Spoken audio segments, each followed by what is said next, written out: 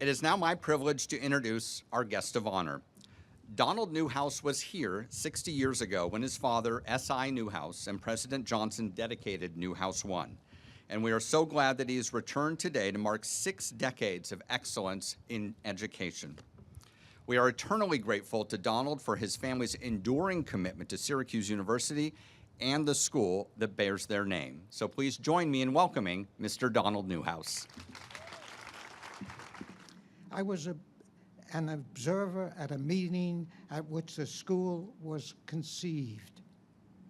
My father, S.I. Newhouse, had bought the Syracuse Herald-Journal in 1939 and thereafter visited Syracuse one day a week, every week. Sometime in the late 1950s, he was told that Syracuse University Chancellor William Tolley had asked to see him, and he agreed to a meeting at the Hotel Syracuse at 7:30 a.m.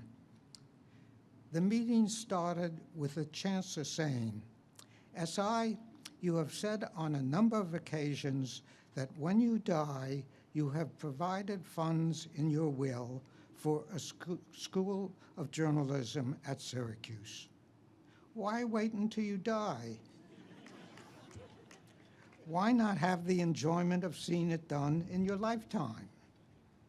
A half hour later, the meeting ended with my father agreeing to a gift of $15 million, the equivalent to $150 million in today's currency, to fund the building of the School of Public Communications. 5 years later, on August 5, 1964, the school was officially dedicated by President Lyndon Johnson. For me personally, this was a day I would never forget, for besides being my 35th birthday, my 4-year-old son was sitting on my lap, threatening to take the microphone away from the president. My father expressed his vision that day, and I quote, In the end, it is the quality of persons who choose to make media a career that counts. We hope, my wife, my son, and myself, that the brightest possible young men and women will be found at this school. In the 60 years since the dedication, through unprecedented upheaval in the media field, the Newhouse School has carried out that vision and mission that he and the chancellor agreed to during the memorable half-hour meeting at the Hotel Syracuse.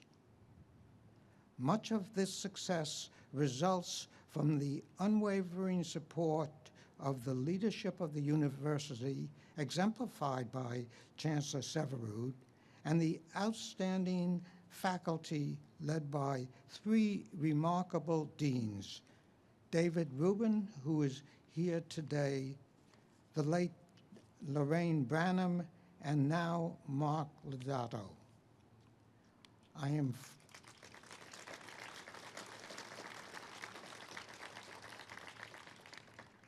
am fortunate to have the chance in the same month that I celebrate my 95th birthday to be able to look back with overwhelming pride at the record of the S.I. Newhouse School of Public Communications.